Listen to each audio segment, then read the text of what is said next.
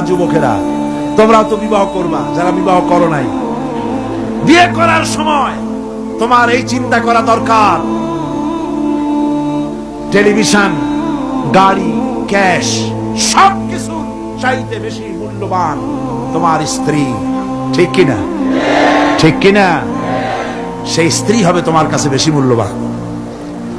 দাবি করে কিছু নিতে পারবা না। যদি শ্বশুর একটা ঘড়ি দেয়, সুমা খাইয়া হাতে লাগাই নিয়ে আসবা। যদি একজোড়া জুতা দেয়, 14 গোষ্ঠী কপাল মনে করে নিয়ে আসবা। শেরওয়ানে দিল, আলহামদুলিল্লাহ বলে গায়ে দিয়ে নিয়ে আসবা। তোমার তো তৃপ্তি হওয়া উচিত। আমার শ্বশুর, আমার শাশুড়ি, তার 18 বছর, 20 বছর, 22 বছরের কলিজা নিংড়ানো স্নেহকে উজাড় করে দিয়ে তার কলিজার টুকরা মেয়েটাকেই তো দিয়ে দিয়েছে আমাকে। এর থেকে টেলিভিশন বেশি, রেডিও বেশি, গাড়ি বেশি, বাড়ি বেশি?